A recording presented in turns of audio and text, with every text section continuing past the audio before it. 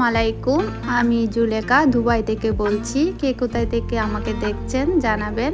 আশা করছি আল্লাহর অশেষ রহমতে আপনারা সবাই ভালো আছেন।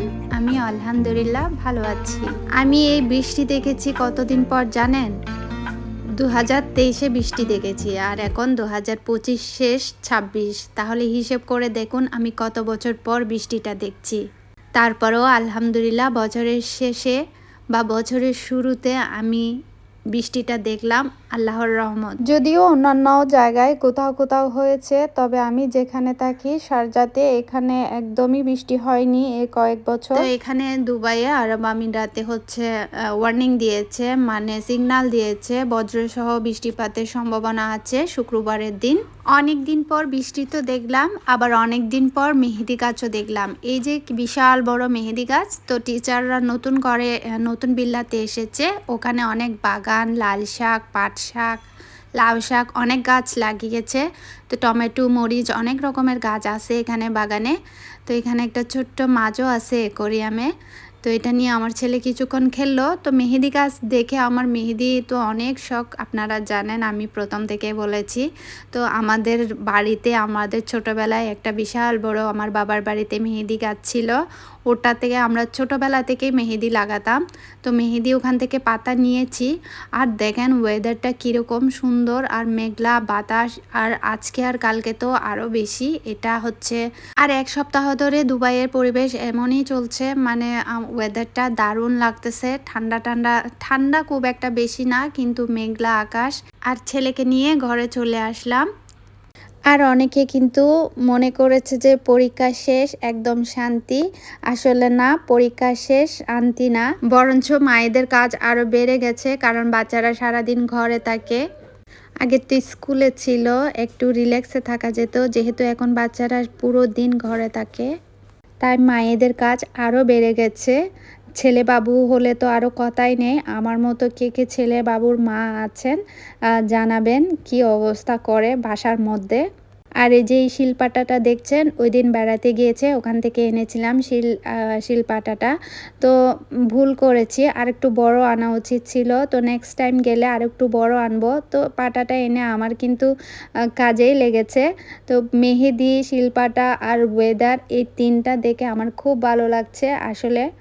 তো আমি অনেক কষ্ট করে মেহেদিটা বেটে নিলাম। তো মেহেদির অনেক কালার আছে। মেহেদি যখন আমি বাটতেছিলাম, আর আমার হাত আর মেহেদির গন্ধ, অনেক দিন পর, আমি কি বলবো, অনেক বছর পর। গাছের মেহেদি তো অনেক বছর পর, এখানে অবশ্যই মেহেদি পাওয়া যায় সবসময় কোন মেহেদিগুলা দিয়ে, কিন্তু গাছের এই বাটা মেহেদিটা আমি অনেক দিন পর দেখছি। কিছুদিন আগে আমার এক ইউটিউবার আপু, কোন আপু আমি ঠিক নামটা মনে করতে পারছি না, উনি ওনার বাবার বাড়িতে গিয়ে মেহেদি দিয়েছিল, ওনার বাবিরও অনেক হাতে মেহেদি লাগিয়েছিল। তো একটু মেহেদি আমি টিচারকে দিয়ে আসব, কারণ টিচারকে বলেছি। টিচার কিন্তু কখনো নাকি মেহেদি গাছ দেখেনি, চিনেন না। তো ওনাকে একটু দিয়ে আসবো, যে জাস্ট একটু ট্রাই করবে আর কি। তো আমি আবার মেহেদিটা নিয়ে টিচারের বাসায় আসলাম টিচারকে দেওয়ার জন্য। আর টিচার যে নতুন ভিল্লাতে এসেছে, ভিল্লাটা আমার ভীষণ পছন্দ, বিশেষ করে এই গার্ডেন সাইডটা আমার বিশেষ পছন্দ। আর আমাদের জন্য দোয়া করবেন, কারণ এখানে বৃষ্টি পড়লেই পানি উঠে যায়। আমি লাস্ট 2023-এ আমার বোনের বাড়িতে ছিলাম, তখন অনেক পানি উঠেছিল এখানে শারজাতে। আমার এক আপু জিজ্ঞেস করেছিল আমি আরব আমিরাতে কোন জায়গায় থাকি, আমি শারজাতে থাকি। তো শারজাতে অনেক পানি উঠে, কিন্তু আমরা আগে শারজাতে যে এরিয়াতে থাকতাম ওই এরিয়াতে পানি উঠতো। এটা তো নতুন এরিয়া, আপনারা দেখেছেন আমি বাসা বদল করেছি। আর বৃষ্টির পানিতে কিন্তু আমার কার্পেটগুলো অনেক পরিষ্কার হয়ে গিয়েছে, একদম গ্রিন লাগতেছে।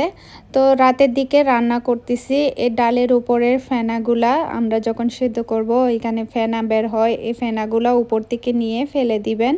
এগুলা খাওয়া নাকি ক্ষতিকর, তো এগুলা খাবেন না, এগুলা এভাবে চামচ দিয়ে ফেলে দিবেন। তো রাতের রান্নার জন্য আমি ডাল আর শুধু চিকেন ফ্রাই করব, খুব বেশি করব না, কারণ ওয়েদারটা এরকমই, মানে কিছু ভাজা খেতে ইচ্ছে করতেছে। আর এখানে আমি ডালের মধ্যে আলুও দিয়ে দিয়েছি আলু ভর্তার জন্য। তো এক ডিলে দুই পাখি, আপনারা এভাবে করতে পারেন।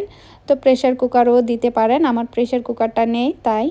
আর এখানে হচ্ছে আমি বেরি ধুয়ে নিচ্ছি, ছেলেকে একটু বিকেলে দিব খেতে।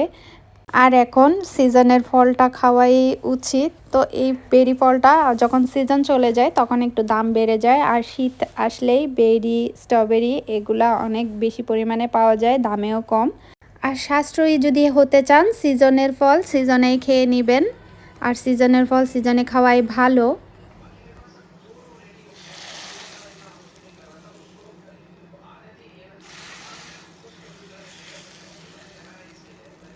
আর অনেক দিন পর ডাল আলুর ভর্তা করব।